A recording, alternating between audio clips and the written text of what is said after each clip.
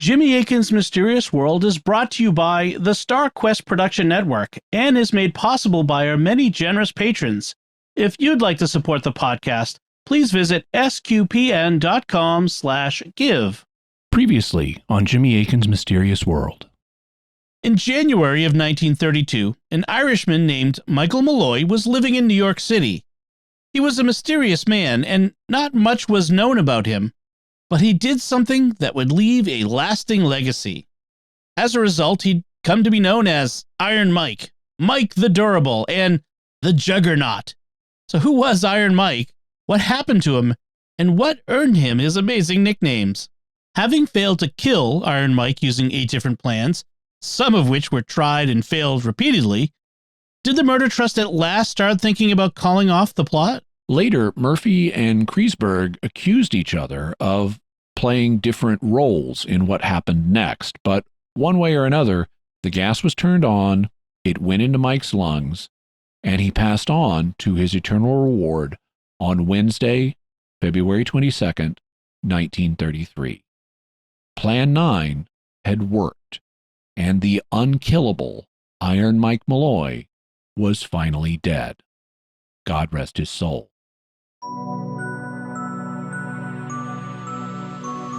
You're listening to episode 258 of Jimmy Akin's Mysterious World, where we look at mysteries from the twin perspectives of faith and reason.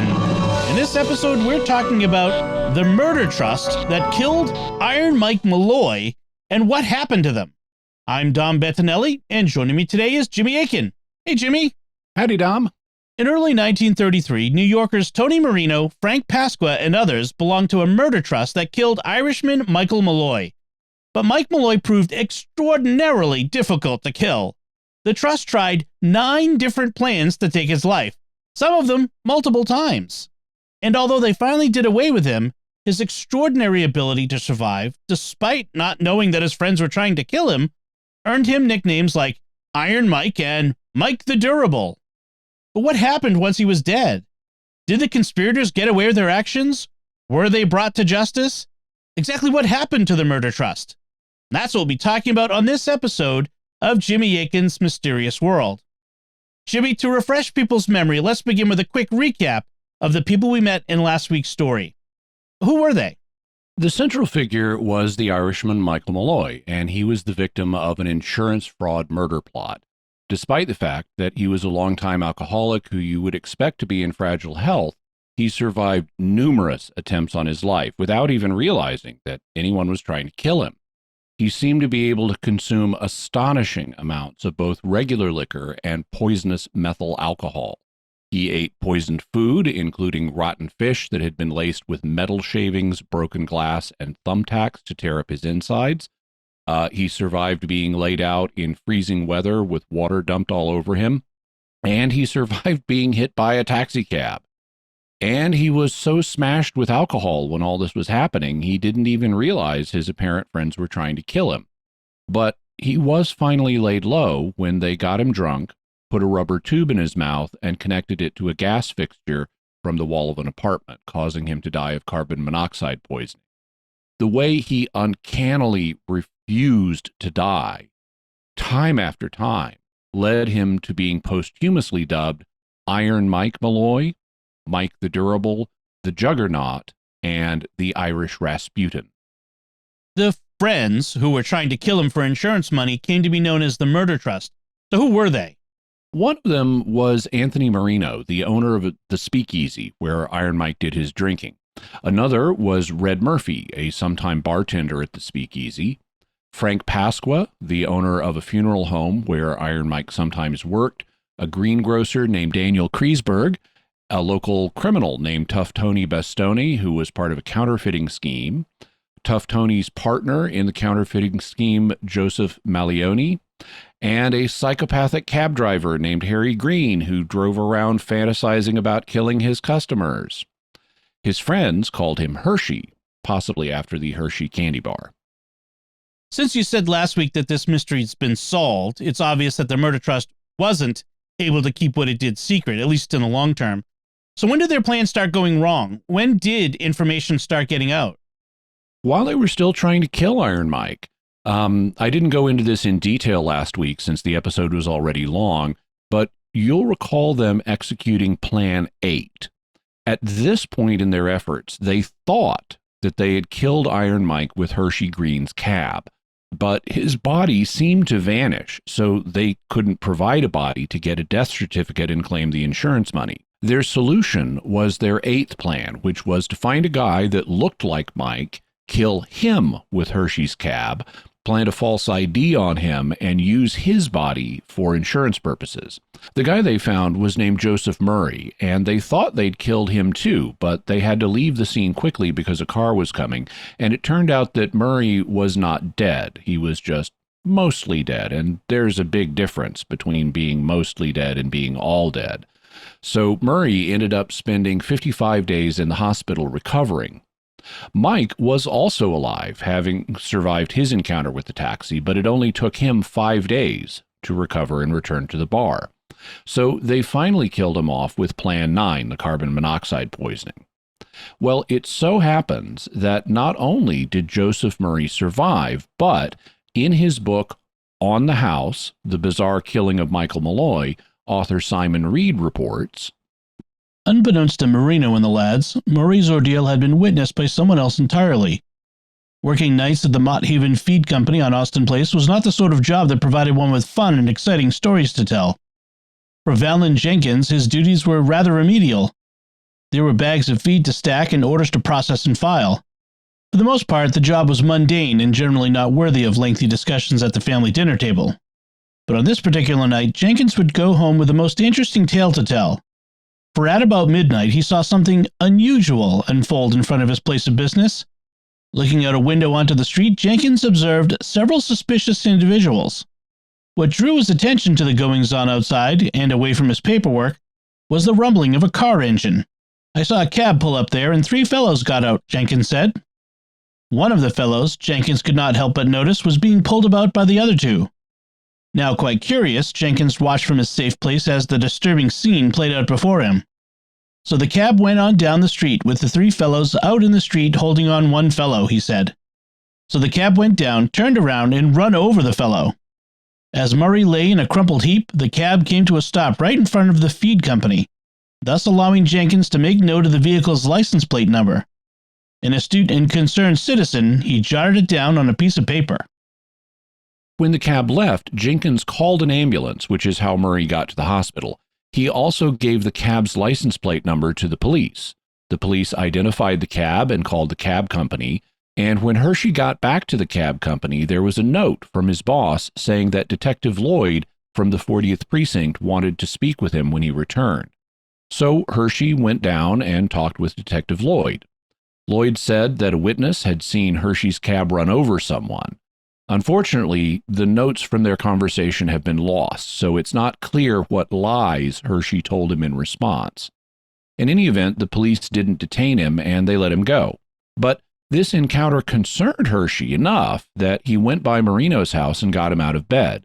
He said that someone had seen the attack, that the new victim had survived and was in the hospital, and that the police were involved. It wasn't clear whether Murray would survive in the hospital, but they decided that if he died, it wouldn't be safe for them to try to collect the insurance policies. That didn't stop them, of course, from going ahead with Plan 9 and killing Mike once he returned. The murder trust had insured Mike under a false name they'd created, Nicholas Malloy, and they'd planted a fake ID card with the name Nicholas Malloy on the second victim, Joseph Murray. If they then killed Mike, and he was also insured under the name Nicholas Malloy, wouldn't it be really stupid to try to collect on those policies? I mean, the authorities might connect the Nicholas Malloy who did die with the second Nicholas Malloy who was the victim of an attempted vehicular homicide. Yes, it would be extremely stupid. As soon as the murder trust learned that there was a witness to Plan 8, they should have called off Plan 9 and given up on the project entirely. That kind of thing could crack the whole plot wide open. But the members of the murder trust were not smart people. And as we'll see, the plot failed spectacularly on multiple fronts. Back in episode 54, when we talked about the Manson family killings, one of the things I said was that when I first started researching the Manson family, I was actually oddly reassured. The members of the Manson family were so stupid that they were always going to get caught. Their killing spree would end. They would never get away with their crimes. And the same thing is true of the murder trust. These people were not smart. They were always going to get caught. They were incompetent in how they tried to kill Iron Mike, and they were incompetent on multiple fronts in what happened next. That's part of why the story is so amazing. Then let's look at what happened next. What did they do after Plan 9 succeeded and Iron Mike was finally dead? The deed itself had been done by Red Murphy, the bartender, and David Kreisberg, the greengrocer. It took place in an apartment owned by a woman named Mrs. Delia Murphy on February 22nd, 1933. The two men then left the apartment building separately and went back to Marino's no-name speakeasy, where the other members of the murder trust wanted to know if, after all their incompetent efforts to kill him, Plan 9 had finally worked and Iron Mike was finally dead. In On the House, Simon Reed reports, "Well, Red, how was it?" Tough Tony asked. "I think it is all right," Murphy said. Bastone and Marino exchanged an eager glance. Had they actually accomplished the impossible? It was too early to celebrate. Murphy had said he simply thought Malloy was dead. He couldn't say for sure and offered no concrete affirmative. For all they knew, Malloy was stumbling along the sidewalk at that very moment, heading in their direction like some unavoidable nightmare. The speakeasy's entrance suddenly loomed large and threatening. Any minute, Malloy, ravaged by an unquenchable thirst, would rip the door from its hinges. Baying like a frenzied beast, he would demand drink after drink and a sardine sandwich with each. Failure after painful, humiliating failure had made them all a bit paranoid. Tough Tony then took the rubber hose out of the speakeasy and disposed of it. Marino then ordered Red Murphy, the mentally challenged bartender, to go spend the night with the body, in part to make sure that Mike was really most sincerely dead and that he didn't miraculously wake up during the night. Red was quite willing to do this. He was officially homeless, though Marino let him crash in the bar, and the idea of getting to spend the night in an actual bed was a welcome one, even if there was a dead body in the room. Now that Mike was dead, the murder trust had to arrange for his death to be certified so they could collect the insurance money. How'd they go about doing that? The next morning, they put on a show for the landlady, Mrs. Murphy. It had been Frank Pasqua, the undertaker, who came up with the carbon monoxide poisoning plan, and he also arranged for what would happen the next morning. So, on Thursday, February 23rd, 1933, while Mrs. Murphy was cleaning her apartment building, Red came out of the room where the murder had taken place. Mrs. Murphy knew Red under the false name Joseph Mallory, and when she'd briefly seen Iron Mike the night before, Red told her that Mike was his brother, Nicholas Mallory. Now, he told her that she shouldn't go into the room because her brother was inside and very sick, and she agreed not to disturb him. Red then left the building, saying he'd be back soon, and a bit later, Mrs. Murphy heard two men speaking outside of her front door. Investigating, she discovered that one of the men was Red and the other was Frank Pasqua, who said he was an undertaker and that they were waiting for a doctor to arrive. Mrs. Murphy concluded that Nicholas Mallory must be very sick indeed if his brother called an undertaker and a doctor. But when she'd seen so-called Nicholas Mallory the previous night, he had looked extremely sick. He was even foaming at the mouth. When did the doctor arrive, and who was he? The doctor arrived shortly after 9 a.m., and his name was Dr. Frank Manzella. He had a clinic across the street from Pasqua's mortuary that was open for a few hours a day, and he was crooked. Pasqua had previously arranged to pay him $150, or $3,200 today after all the inflation the government has caused. He paid him to come over and falsely certify that Iron Mike had died of natural causes. Mrs. Murphy let him in, and Dr. Manzella asked where the patient was, so she took him up to the room and left. However, in case she or someone else was watching or listening, they went through a pantomime examination. Back to Simon Reed. Inside the room, Pasqua, Murphy, and Manzella went through the motions. The doctor and undertaker, both smiling broadly, exchanged greetings, then turned their attention, albeit briefly, to Malloy. They had a little of this wood alcohol in the room on the table so the doctor could see it and claim Malloy died of that, Red Murphy said. Dr. Manzella's examination could hardly be called thorough. He walked over to the bed and stared down at the body. Still smiling, he brought his hand up to his mouth and dragged his lower lip down in a gesture of mock contemplation, then did the same to Malloy. The doctor looked him over, then pronounced him dead, Murphy said. So that was that. The pronouncement was official. It was time for Pasqua to get to work. The cause of death, according to Dr. Manzella, was lobar pneumonia. Looking back over his shoulder, he told the undertaker to swing by his office later that morning for a death certificate. We won't go into the technical details of the definition of lobar pneumonia and how it relates to other forms of pneumonia because I'd have to define a bunch of technical terms. However, even before the 1930s, alcohol consumption was thought to contribute to lobar pneumonia. In 1895, Sir William Osler, the father of modern medicine, had proposed that drinking too much strongly predisposed patients to developing lobar pneumonia. And when Pasqua picked up the death certificate later in the day, it did indeed list lobar pneumonia as the cause of death. So the murder trust got the entirely non-suspicious natural causes finding that would let them collect single indemnity on the insurance. And because he was crooked, Dr. Manzella also lied in other ways on the death certificate because he had to pretend that Nicholas Malloy had been under his care, even though he'd never seen Iron Mike before. He thus filled out the death certificate so that it said, I certify that I attended the deceased from February 18, 1933 to February 23, 1933, that I last saw him alive on the 23rd day of February, and that death occurred on February 23, 1933 at 11:30 a.m., and that the cause of death was as follows: lobar pneumonia. The death certificate also falsely stated other things to conform to the Nicholas Malloy identity that had been created for insurance purposes, such as saying that he was born in the U.S., that he was only 40 years old, and that he was working as a laborer and a florist. Frank Pasqua then hired Salvatore Cordovani of Cordovani's undertaking company to retrieve the body from the apartment and bring it to Pasqua's burial services. After receiving the body, Pasqua went down to Marino's speakeasy and showed off the death certificate in triumph. The goal now was to get Mike's body, and thus all of the evidence, into the ground as quickly and cheaply as possible. So Pasqua skipped embalming him. He gave him a cheap casket that cost $18 or $400 today. The casket had no cushioning in it. It was just a gray-painted pine box. Between the casket, the body removal from the apartment, a wagon to take the casket to the cemetery, and the charity case pauper's grave that was purchased, the whole cost of getting Iron Mike into the ground would be just $119 or $2,600 today.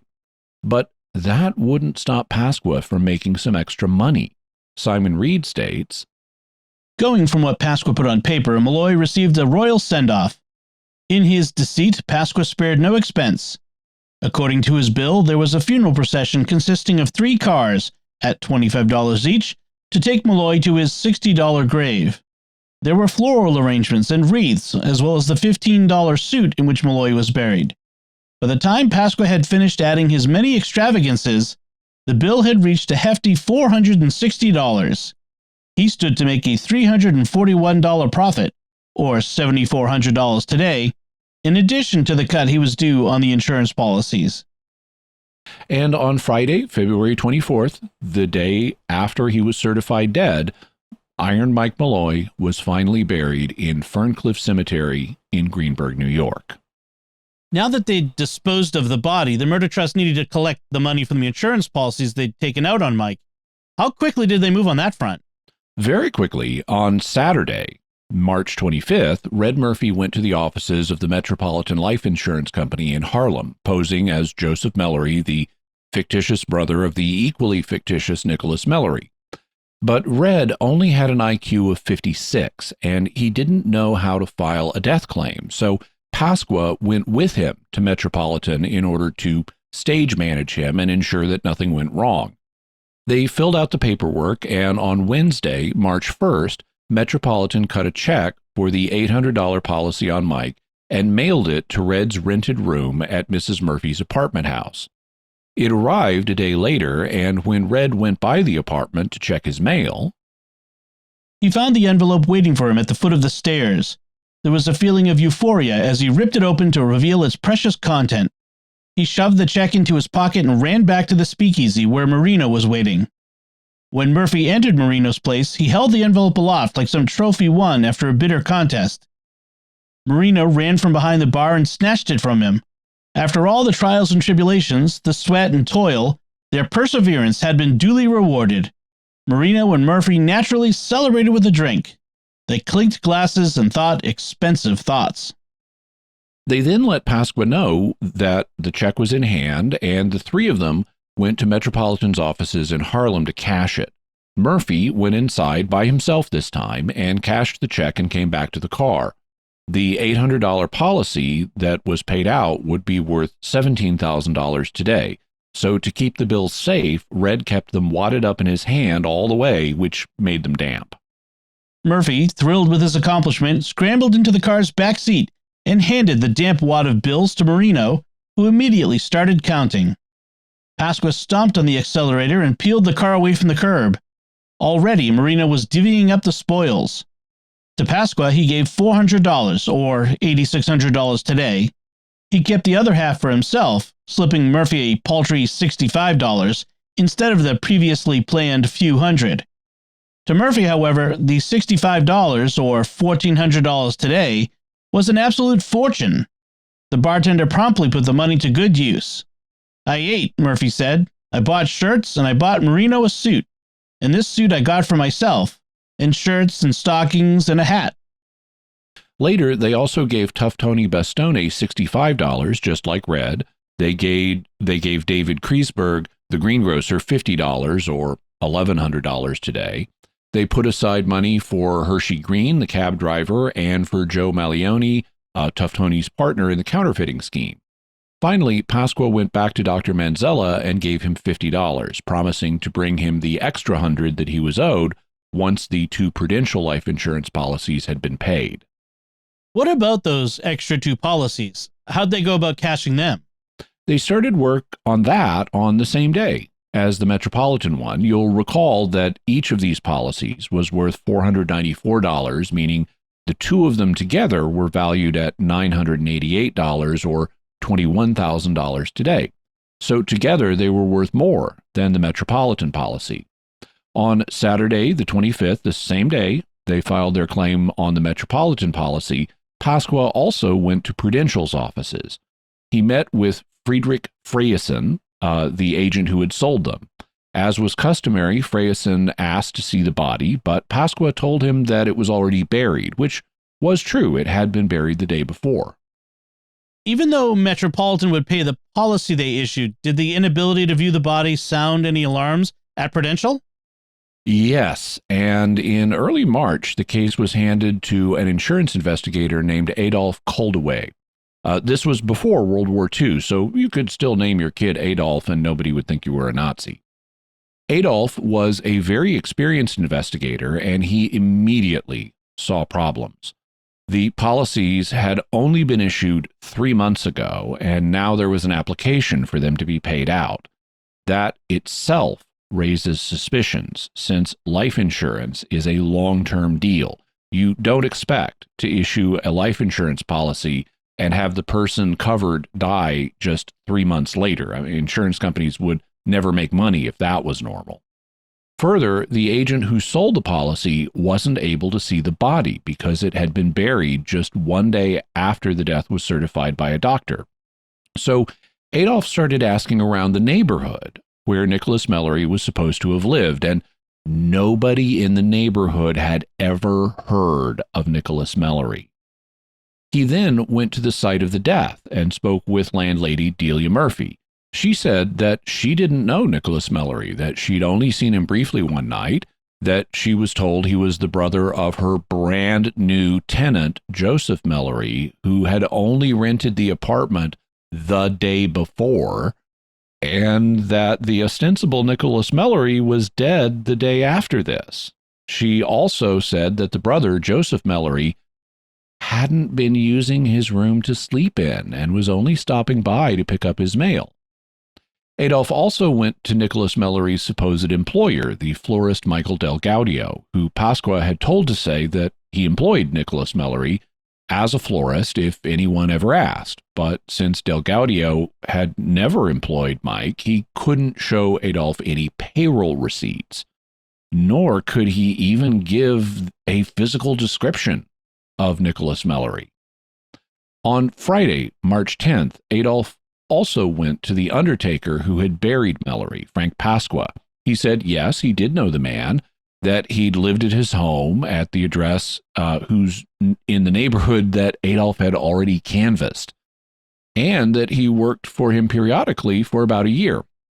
Adolf was extremely suspicious at this point, and he told Pasqua that Prudential couldn't pay out the policies unless, as a formality, he met with the beneficiary brother, Joseph Mallory. So on Monday, March 13th, Red Murphy showed up at the Prudential offices pretending to be Joseph Mallory, and since he had an IQ of only 56, Frank Pasqua came with him.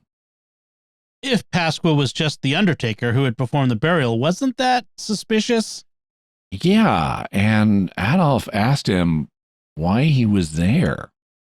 Now, Pasqua was the most intelligent member of the murder trust, so he had an answer ready. He said his only interest was in collecting his funeral bill, and that he was there to help Joseph Mallory, who was not versed in business matters. Adolf then started asking Red uncomfortable questions, and Red didn't do very well under questioning, though he did explain why he rented the room. He said that he'd heard his brother was drinking too much, and he rented the room to try to help him straighten out. That would at least explain why he hadn't been sleeping in the room himself, though it didn't explain why he was still renting the room and using it as a mail drop. Pasqua did most of the talking in the interview, and he seemed to have an answer for everything. But Adolf didn't trust him. He didn't know exactly what was going on, but he concluded that whoever Red was, his involvement in the plan was secondary. Pasqua was the brains. With Adolf's suspicions, the murder trust now had an investigator convinced that they were attempting insurance fraud. At this point, members of the trust made another disastrous mistake. What happened?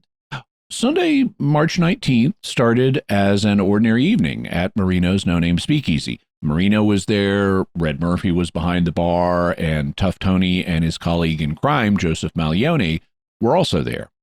Marino decided to go home and leave Red in charge, and that's when things went really bad. Tough Tony and Mallione were sitting at a table having an argument. Bastone was complaining that he'd been given only $65 from the Metropolitan policy, and he wanted a much larger cut of the Prudential policies once they were paid out. Simon Reed reports, by now, Mallione's simmering temper was reaching a fast boil, and he told Bastone to go to hell. There was no reason Bastone was entitled to more than the others, but just when it seemed things were about to get ugly, Mallione, who had received only a fraction of his promised share, excused himself from the table to use the lavatory in the back. Bastone stayed put and grumbled in Italian as he refilled his glass. With the sound of the toilet flushing behind him, Mallione emerged from the restroom minutes later with a pistol in his hand. He strode toward Bastone and fired one shot. The blast roared like thunder in the confines of the cramped speakeasy. Bastone, groaning, staggered from his chair and clutched his shoulder. He walked a few unsteady paces before Mallione fired again. Bastone screamed and fell to the floor. Keeping his head low, Red Murphy watched the horror unfold from behind the bar. Mallione bent over Bastone's unconscious form and relinquished him of his .45 and .25 caliber handguns. Suddenly, Bastone leapt to his feet in a surprising fit of vitality. None of Mallione's shots had found their mark. Taking advantage of his assailant's surprise, Bastone ran out the speakeasy door. But Mallione was quick to regain his senses and give chase with a gun in each hand. Out on the street, he fired 4 shots at Bastone's fleeing silhouette. 2 of the bullets struck home. One tore through Bastone's left thigh. The other pierced his heart and killed him instantly. Mallione turned to run and left his former friend's body in a spreading pool of blood. So let's just get this out of the way and say that if you're engaged in a murder plot to commit insurance fraud, killing a fellow member of the plot in public is not a good idea. It's bound to attract police attention, and it certainly did so in this case. Joe Malleoni had just made a huge mistake because there was a policeman on the beat who heard the shots. His name was Officer Larkin, and he saw Malleoni running away. He chased Malleoni down, arrested him, and took him to the station. Red Murphy also made a mistake because he came to the door to watch what happened. When other police officers arrived, they started interviewing Red, and when it became obvious he'd seen what had happened, they took him into custody as a material witness. Okay, let's review the situation. Now, one member of the murder trust was dead, Tough Tony Bastoni, and two members, Joseph Malleoni and Red Murphy, were in police custody, with the police determined to investigate what just happened. And with Adolf, the insurance investigator, looking at both Frank Pasqua and Red Murphy under the false name Joseph Malloy, things were going badly. And before we see how bad they went, let's take a moment to stop and thank our patrons who make this show possible, including Tim H., Bill B., Ron T., Joseph P., and Betsy. Their generous donations at sqpn.com/give make it possible for us to continue Jimmy Akin's Mysterious World and all the shows at StarQuest, and you can join them by visiting sqpn.com/give. Jimmy Akin's Mysterious World is also brought to you in part by Catechism Class, a dynamic weekly podcast journey through the Catechism of the Catholic Church by Greg and Jennifer Willits. It's the best book club, coffee talk, and faith study group all rolled into one. Find it in any podcast directory.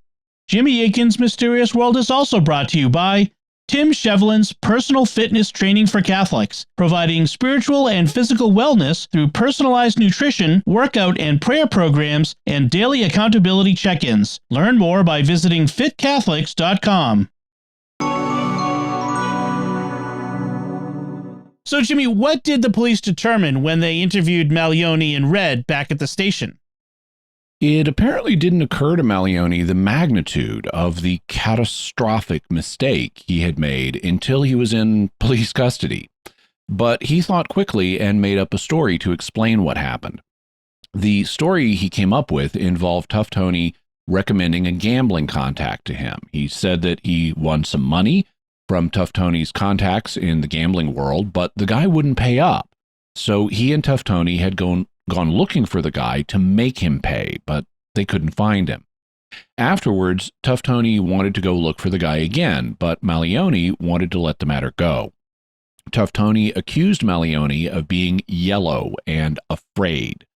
He also started repeating those claims around some of their mutual associates, and when Malleoni went to talk to him about it, Tough Tony was drunk and became belligerent. Malleoni became afraid for his life, and he then shot Tough Tony in self-defense.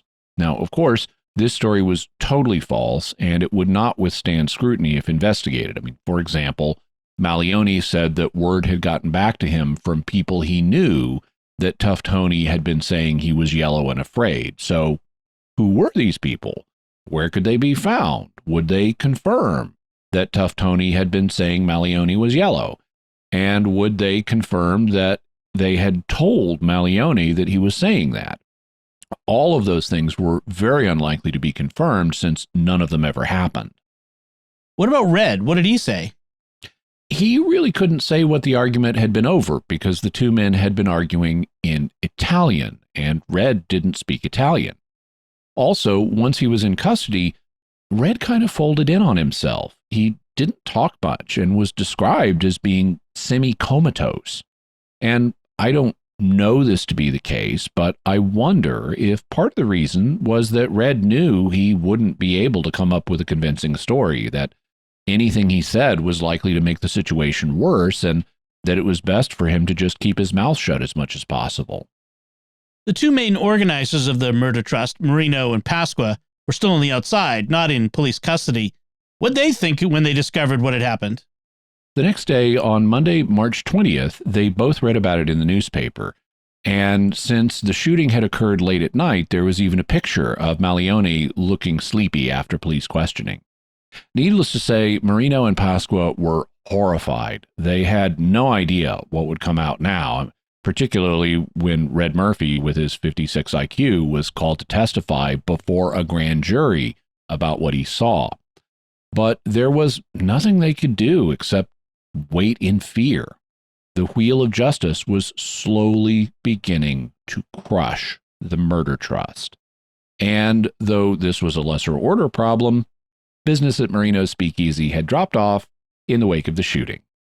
What was insurance agent Adolf Coldaway doing at this time? He was still looking for Red Murphy under the name Joseph Mellery. He'd been told by Frederick Freyson, the agent who'd sold the Prudential insurance policies, that Joseph Mellery worked at a speakeasy on 3rd Avenue, and so Adolf had gone to Marino's no-name speakeasy. But when he found Marino there, Marino lied to him. He said he hadn't seen Joseph Mellery in some time, that he'd gone to visit relatives in Philadelphia, and Adolf later checked with Pasqua, who confirmed this. So although he hadn't found the living Joseph Mellery, at least he had identified Marino and Pasqua as the only two people who acknowledged knowing him, suggesting that they were key figures to whatever plot was going on, which was in fact true. What was happening with the investigation of Mallioni's shooting of Tough Tony?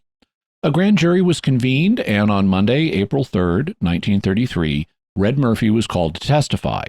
He said that, although he didn't know what they were arguing about, he saw them arguing just before the shooting.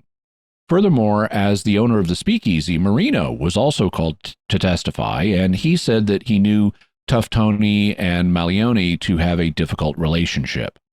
The grand jury indicted Mallioni on a charge of first-degree murder, which, as you can imagine, didn't please Mallioni, and which caused him to be angry at his friends in the murder trust.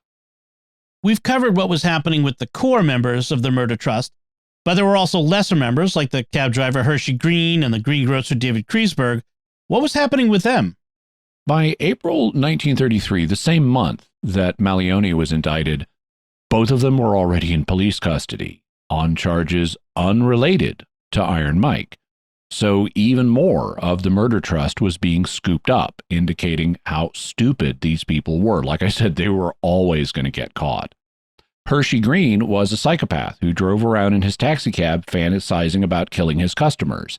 And in April, he was arrested for carrying a concealed handgun, which was against what was known as the Sullivan Law.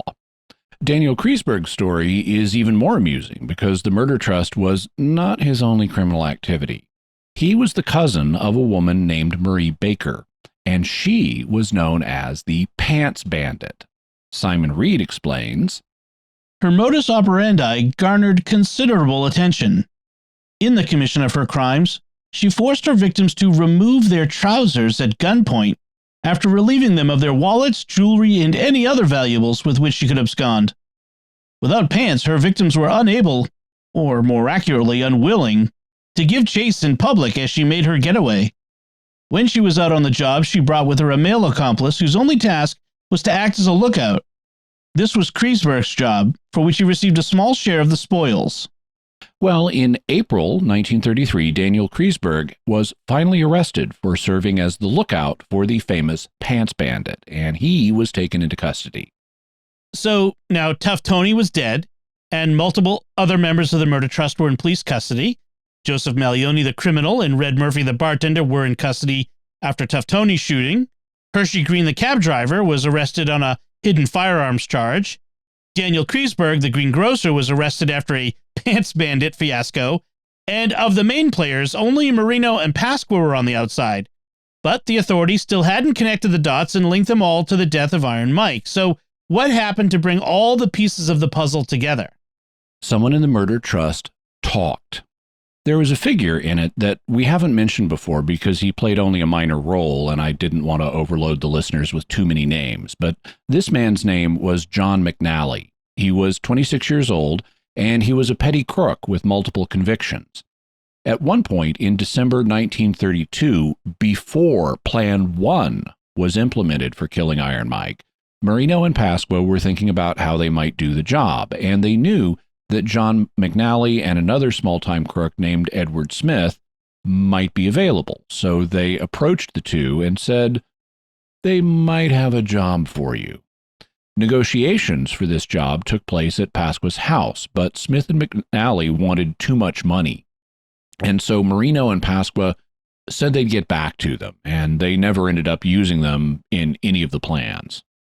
Now, in April 1933, McNally was sitting in jail just, 5 months later, because criminals are not the most intelligent people frequently. He also had been taken into custody on a concealed firearms charge under the Sullivan Law, and he started thinking about how, in view of all his previous convictions, the authorities could put him in the big house for a really long time. So he started wondering if there was a way he could get on their good side, offering the authorities something of value in hopes of getting a reduced sentence. And he thought, hey, last December I was invited into a murder plot. Why don't I tell him about that? McNally then arranged to meet with the district attorney, a man named Samuel Foley, and he told him all about the meeting at Pasqua's house, where he and Smith had been asked to bump off a drunk to get insurance money. You're muted. What did District Attorney Foley think of that? He was skeptical. After all, McNally was a repeat offender, and he could just be making this up to get his sentence reduced. But now that Foley had been told this, it needed to be investigated, so he had the police start seeing if they could find any evidence that supported what McNally had said. It so happened that as plan after plan to kill Iron Mike failed, the members of the murder trust had gotten progressively more careless in their discussions in the speakeasy. At first, they had discussed the plan only in private with nobody else in earshot, but as Iron Mike repeatedly refused to die, they got more and more desperate. They started having urgent conversations when other people were around, to update each other and figure out what they were going to do next. They still tried to keep all of this quiet and on the hush-hush, but they weren't quiet enough. And other patrons at Marino's no-name speakeasy started overhearing what they were saying. These patrons went to other speakeasies too, so when the police started visiting other speakeasies and asking if people had heard anything about this bump-off-the-drunk insurance plot, they had. And they were mentioning the names of some of the people being involved, which confirmed John McNally's story. Because of the names that were being mentioned, the authorities then realized that they already had a bunch of the people involved in custody on other charges, which was just like the Manson family. Even before the authorities linked the Tate LaBianca killings to them, they already had a bunch of the Manson family members in custody on other charges because these people were so stupid they were always going to get caught, and the same was true of the murder trust. Did District Attorney Foley have them brought up from their cells and interview them? Not at first. All they had at this stage were word-of-mouth rumors, and he wanted something more concrete, something that would show that this was more than just talk before, he confronted the suspects.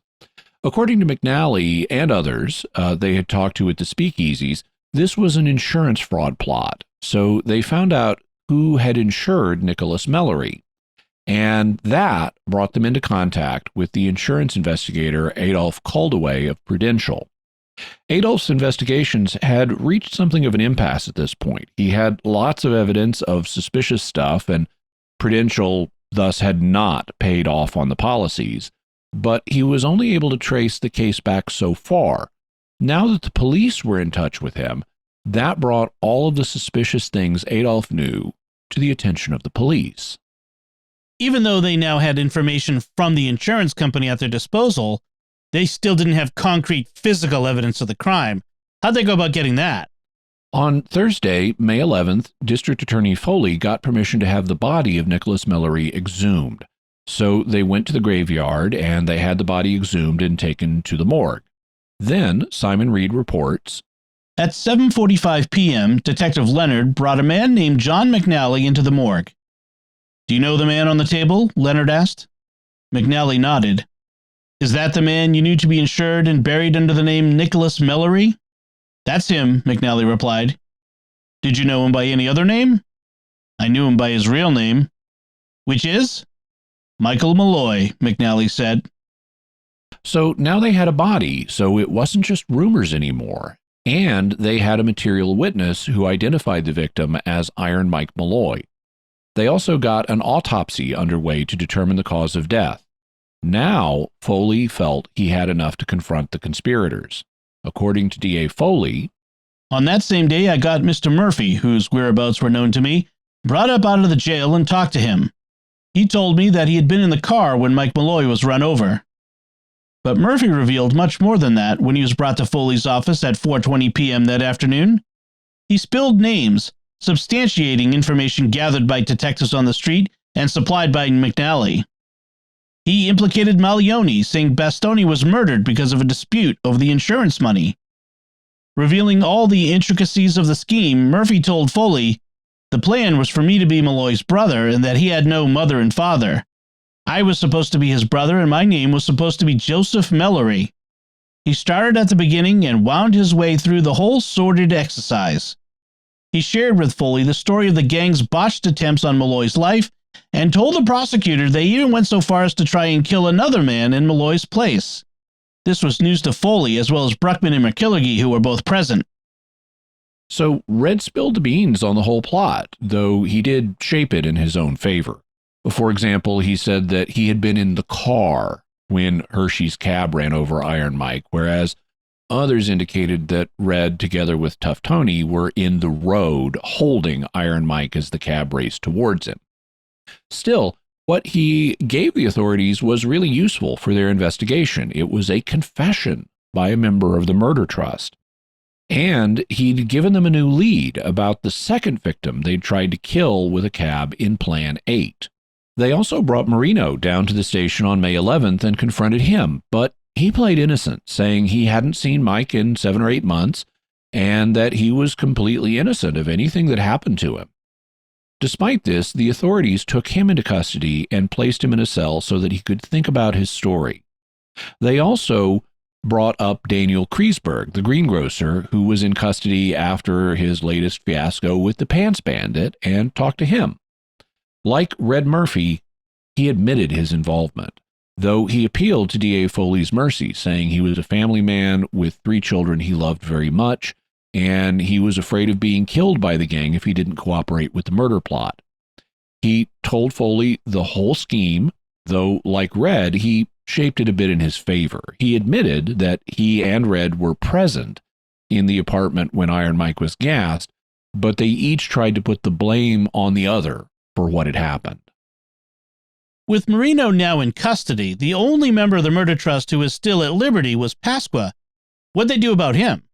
They brought him down to the station that same evening, and they interviewed him as soon as they sent Kreisberg back to his cell.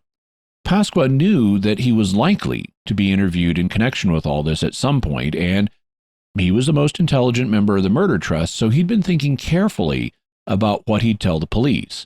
He'd also taken steps ahead of time to protect himself, such as not being present at key events so he could deny being at them. He'd also thought of ways to acknowledge certain things as true, but put a different spin on them to make himself look innocent. He said that he didn't know who Mike Malloy was, that he did know Nicholas Malloy, and that he understood that Red Murphy was Mallory's brother. Simon Reed reports, The questioning continued as Foley scraped together facts gathered by the detectives and secured by Foley from McNally, Murphy, and Kreisberg, and presented them to Pasqua, who vigorously denied any implication in the killing. He stuck by the story that he had never heard of Mike Malloy. Then he screwed up. It was a simple slip of the tongue, but it was enough to do him in. It happened when Foley was questioning Pasqua about the doctor who signed Mallory's death certificate. Pasqua told Foley that Malloy had been a patient of Dr. Manzella. Prior to the patient's death, the physician visited Malloy twice. It was for this reason that Pasqua called Manzella out to examine Mallory's body and to write the death certificate. Mallory was visited by Manzella? Foley asked. Yes, twice. Tell me about it, Foley said. Pasqua was growing weary. He was visited twice by the doctor, which I don't know anything about. I don't know what it was for, being he had this same case. That is why I called him up when anything happened. Who told you Manzella had the case? I knew it for a fact, Pasqua said. How did you know it? Because Malloy told me.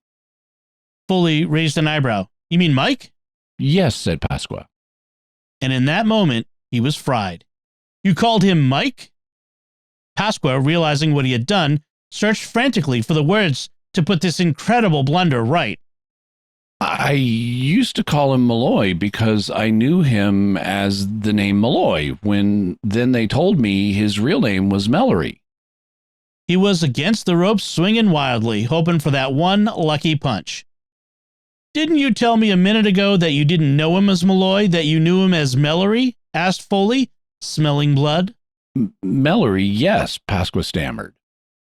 I asked him one time, what is your right name? And he said Mallory. Whether they were kidding or not, I don't know, because I never implicated myself with any of these fellows before. He was known to you as Malloy? No. What was he known to you as? The name I knew first was Mallory. You never heard Malloy used, Foley asked. No. But you just said you did. This wasn't going the way Pasqua had planned. He was starting to feel overwhelmed. Foley was steering the narrative, denying Pasqua a chance to tell his side of things, to recite the story he had spent so much time crafting.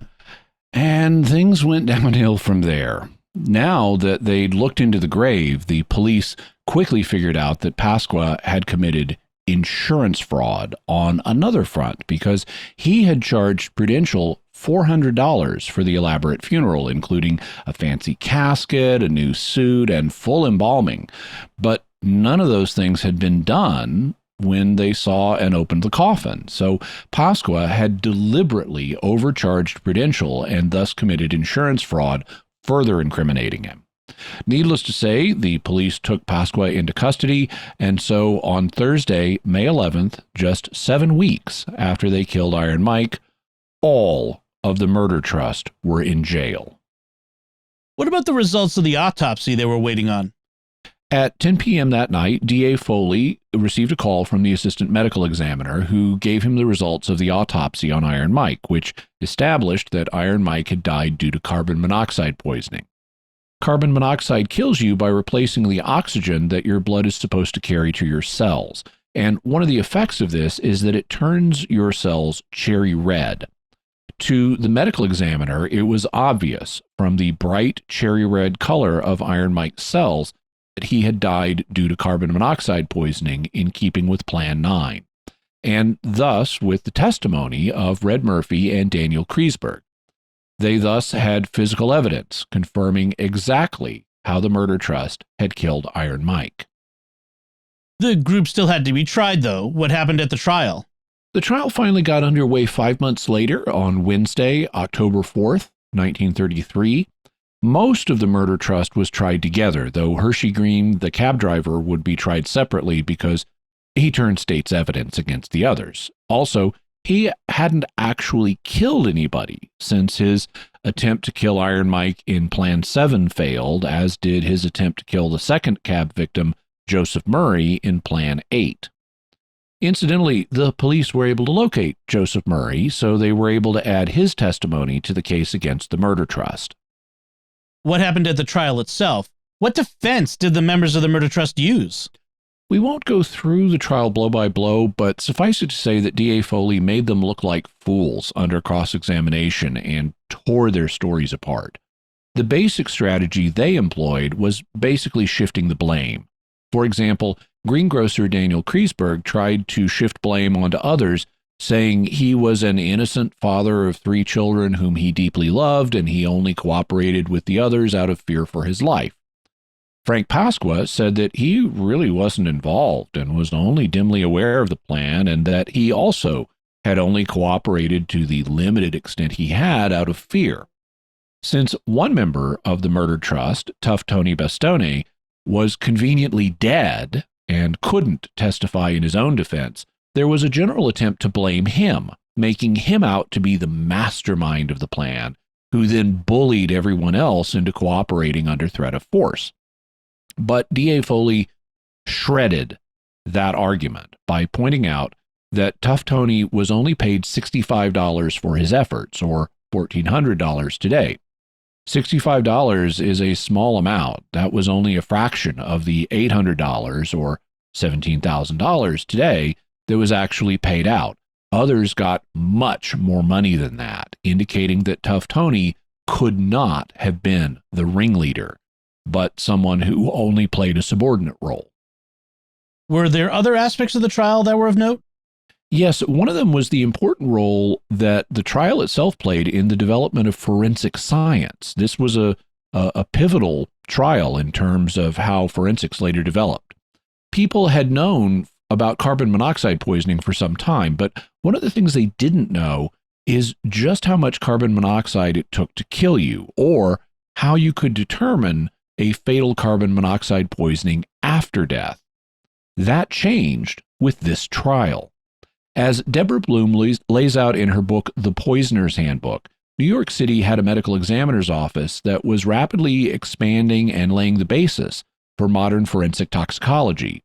It was led by men such as Chief Medical Examiner Charles Norris and his toxicologist Alexander Gettler. And in the months between when the murder gang was accused of killing Iron Mike and when they actually went to trial, Gettler did a research project on what could be determined about carbon monoxide in the blood of victims.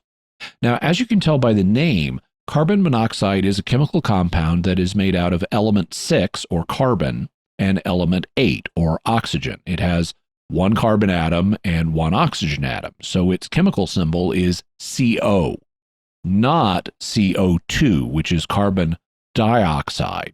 Just CO for carbon monoxide.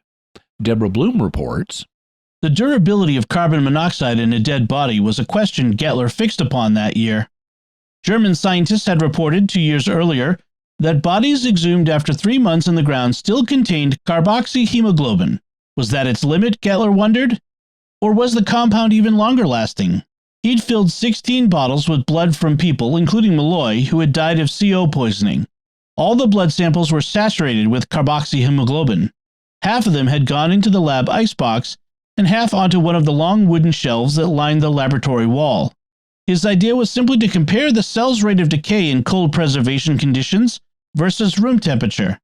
Gettler and his staff checked the bottles at intervals ranging from 24 hours to 84 days after first storage.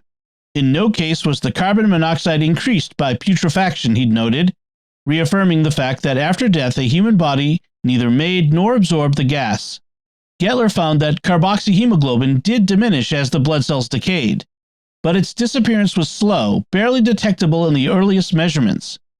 At the longest interval, 84 days, the carbon monoxide saturation declined only from 75.3 to 70.8%, a fatal reading at either amount.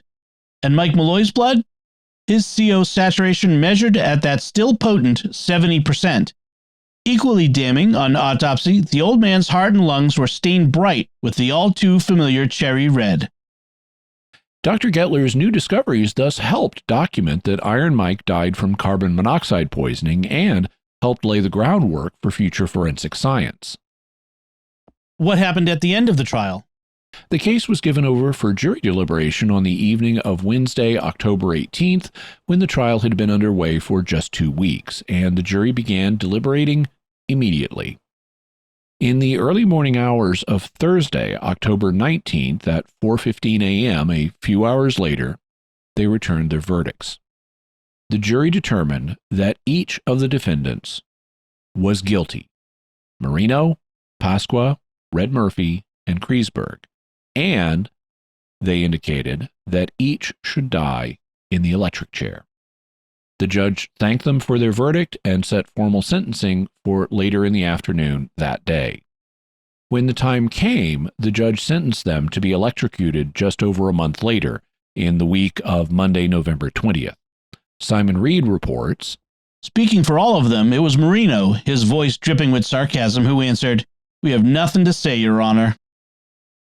There was then an appeals process which lasted for 5 months, and during the appeals process, they came within a few hours of execution 3 times. But ultimately, they were scheduled to be executed on the night of Thursday, June 7th, 1934. By that point, their sarcastic bravado on the final day of the trial had worn off. One of the rumors that had spread during the trial was that the murder trust wasn't just centered on killing Mike Malloy. There were claims that they had been involved in something much broader and that they were responsible for many more unexplained deaths in New York. There may have been at least some truth to this, as the police had uncovered evidence that Marino had killed his girlfriend, Maybelle Carlson, for insurance money. He appears to have used an alcohol and exposure to cold method on her that later became the blueprint for Plan 6 against Mike, as we discussed last episode. But it's very doubtful that they were involved in anything much broader than that. Nevertheless, Pasqua tried to use these rumors to his advantage. Simon Reed reports, On the afternoon of June 7th, the 4 condemned men were ushered from their cells on Sing Sing's death row and placed in pre-execution cells a dozen paces from the death chamber's door. Marino, Kreisberg, and Murphy struggled to maintain their composure. Pasqua, however, was made of much softer stuff. Reported the Bronx paper, in an effort to dodge the chair, Pasqua has hinted he is willing to squeal, hinting that he had information linking the murder ring with several other insurance plots. But this offer was rejected. Robert Campbell, a reporter with the Daily Mirror, spent the afternoon hanging around the death cells, witnessing the final hours of Marino and the lads. As the fateful strike of the clock drew near, the men carried themselves with decreasing dignity.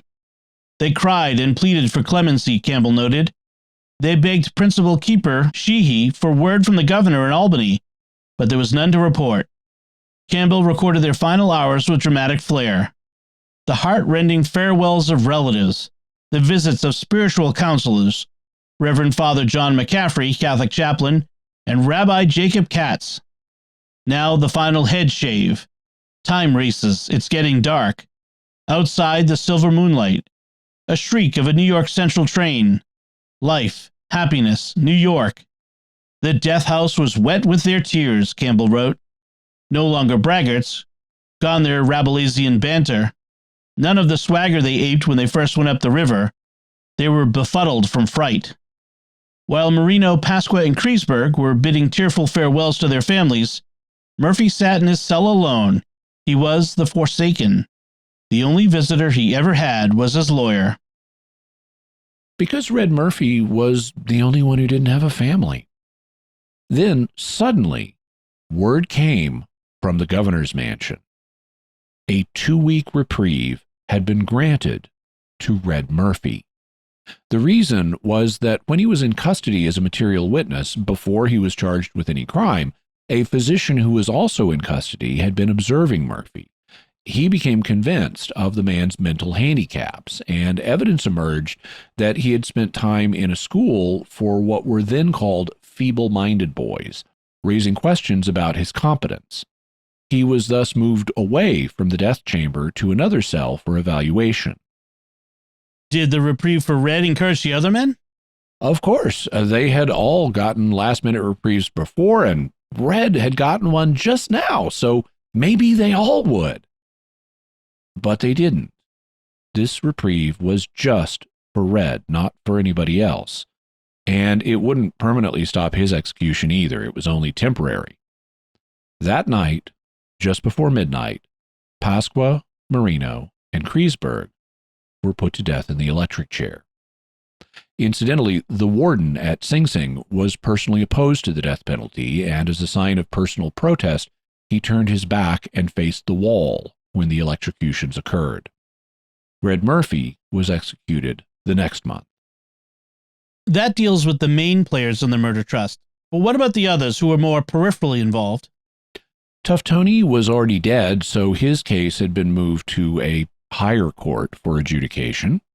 Malleone, who shot Tough Tony, had turned state's evidence and was sentenced to 5 years for manslaughter instead of first-degree murder. Hershey Green, the cab driver, received a 5 to 10 year sentence for felonious assault since he didn't actually kill anybody. And Dr. Manzella, who faked Iron Mike's death certificate, received a lesser charge of being an accessory after the fact, and he was charged with failing to notify the medical examiner and police of Iron Mike's death. But one way or another, justice was done to the murder trust. They were always going to get caught. Now, what can we say about Iron Mike and the murder trust from the faith perspective? Well, alcoholism bad, insurance fraud bad, murder bad, poisoning the American public by putting extra methanol in industrial alcohol knowing it will kill more American citizens like the U.S. government did, bad. Obviously, we should pray for Iron Mike and everyone else involved, and there is some comfort in knowing that even before their executions, the members of the murder trust were ministered to by a priest and rabbi, so they had a chance to make their peace with God before they went to meet him. And there's something else. You may remember from last episode that just before Plan 9 was implemented, Red Murphy tried to warn off Iron Mike. He told him what would happen to him if he didn't leave. Iron Mike decided not to act on this and resigned himself to whatever fate awaited him. But he made a prophecy saying, "If they do anything to me," Malloy reportedly told him, "they will suffer for it themselves." And this prophecy came true. They did get caught, and they did suffer for it themselves, something in which we may see the hand of God at work. Anything else we should say before we go?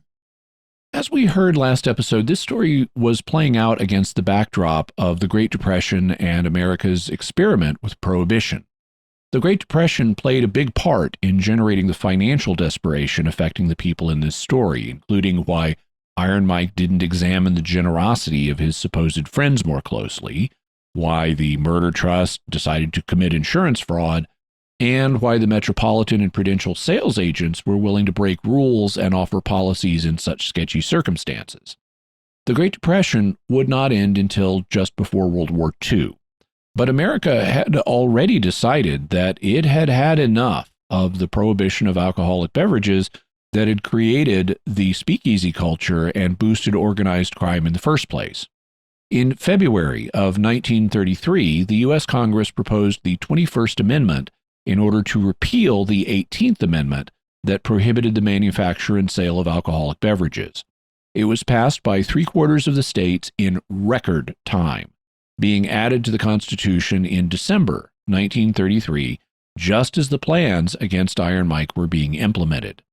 And the 18th Amendment thus became the first and so far only amendment of the U.S. Constitution to be repealed. So in 1933, prohibition was being phased out. Deborah Bloom reports, "In April 1933, legal beer, 3.2% alcohol by weight, made its triumphant, celebrated, long-awaited return. The nation's breweries started working round the clock. One plant alone sent 350,000 cases and 18,000 kegs of beer to New York. The entire supply was consumed within 2 days. People bought nickel bottles by the dozen in grocery stores and from street stands. When those ran out, they bought dime bottles. Restaurants were packed with diners lingering over their gold-filled steins. Some of the speakeasies cheerfully converted to legitimacy. They removed their concealing screens and created little beer gardens with bright-colored tablecloths and baskets of pretzels. Exuberant politicians, watching the beer flow like water, predicted that the 18th Amendment would be repealed by the end of the year, buoyed by the wet majority of a thirsty nation." One of the popular songs of the day was known as Cocktails for Two.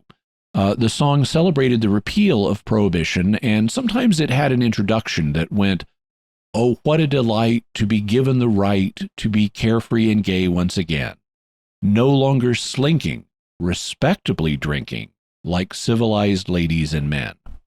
Here's a clip of a 1934 recording of it by Johnny Green.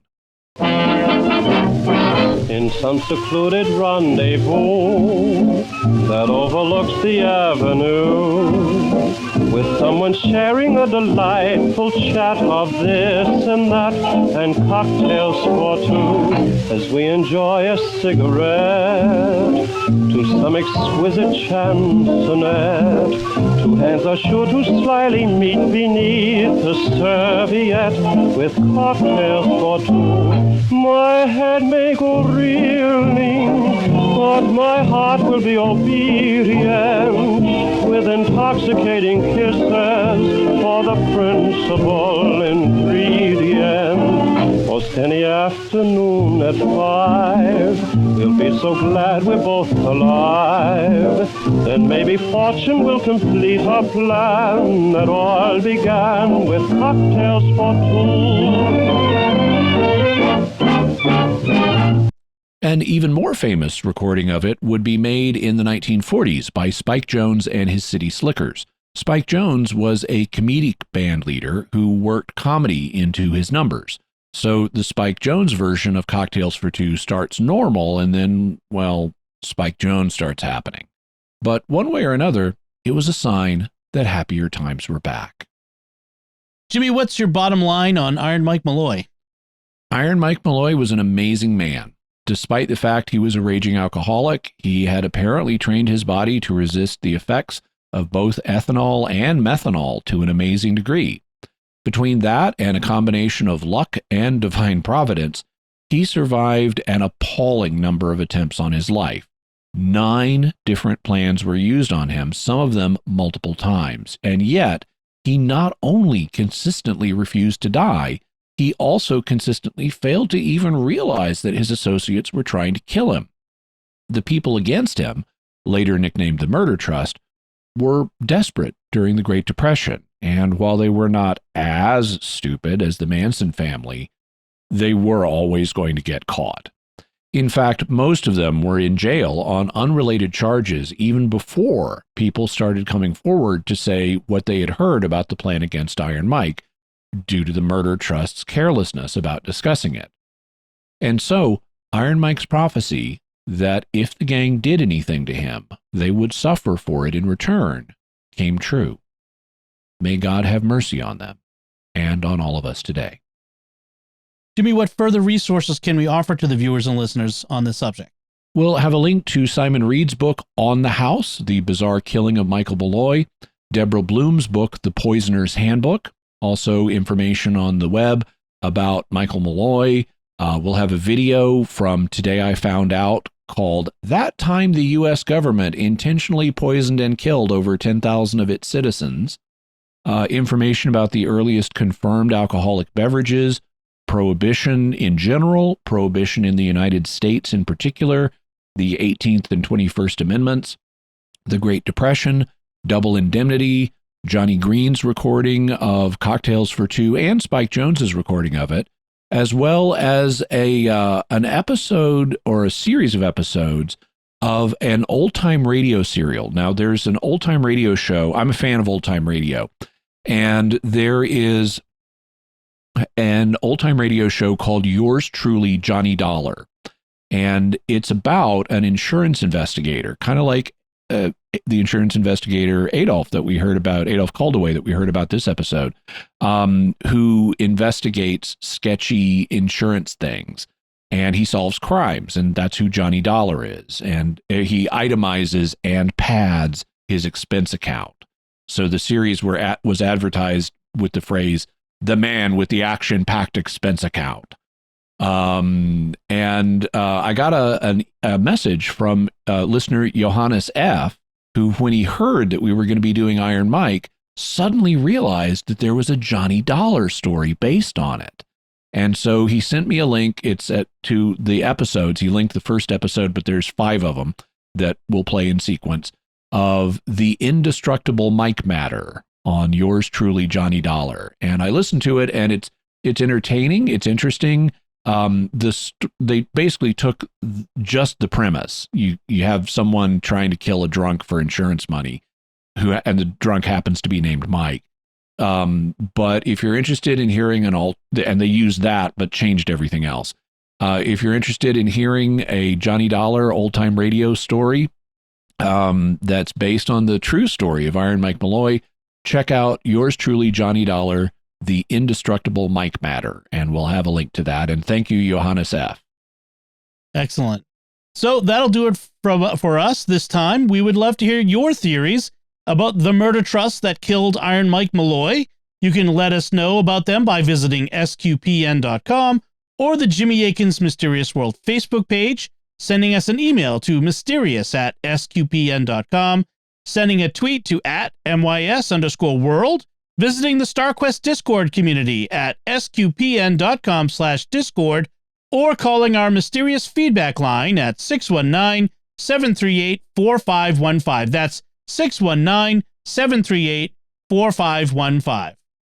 And I want to say a special word of thanks to Oasis Studio 7 for the video and animation work they do here on Mysterious World. You can check out their work and, hire them yourselves for video and animation work. But you can see samples of what they do by going to my YouTube channel, youtube.com/Jimmy Akin, where we have the video version of Mysterious World as well as other videos I do. I am trying to grow my channel, though. We're trying to get up to 40,000 subscribers, so I'd really appreciate it if while you're there you'd hit the subscribe button and the bell notification so that you always get a notification, whether it's for Mysterious World or one of the other videos I do. So, Jimmy, what's our next episode going to be about? Next week, we're going to be looking at the intersection of science and spirituality. Specifically, we're going to be looking at experiments that have been conducted on the issue of whether it's possible to weigh the human soul. Does the soul have weight? Can we measure that weight on a scale? The results of the studies have been startling. And we'll be talking about them and how they intersect with the faith perspective next week. So you won't want to miss that. Excellent. Folks, be sure to follow Jimmy Akin's Mysterious World in Apple Podcasts, Google Podcasts, Spotify, Stitcher, TuneIn, in your favorite podcast app, or at Jimmy's YouTube channel, where you should make sure to hit the bell to get notifications. You can find links to Jimmy's resources from our discussion on our show notes at mysterious.fm/258. And remember, to help us continue to produce the podcast, please visit sqpn.com/give. Jimmy Akin's Mysterious World is also brought to you by Fearvento Law PLLC, now assisting clients with expungements and set-asides of Michigan convictions. To learn more, call 231-202-3321 or go to fearventolaw.com, FIORVENTO law.com. And by DeliverContacts.com, offering contact lenses at low prices with free delivery. Visit DeliverContacts.com. Until next time, Jimmy Akin, thank you for exploring with us our mysterious world. Thanks, Dom. And once again, I'm Dom Bettinelli. Thank you for listening to Jimmy Akin's Mysterious World on StarQuest. Oh, what delight to be given the right to be carefree and gay once again. No longer slinking, respectively drinking like civilized ladies and men. No longer need we miss a charming scene like this.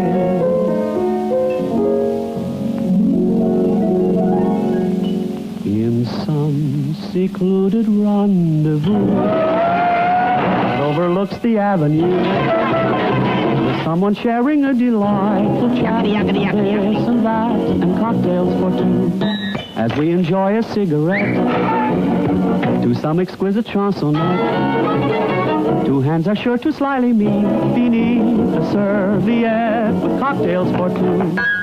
My head may go real, but my heart will be obedient, with intoxicating kisses for the principal ingredient. Most any afternoon at 5, we'll be so glad we're both alive. Then maybe fortune will complete her plan that all began with cocktails for two. No! No!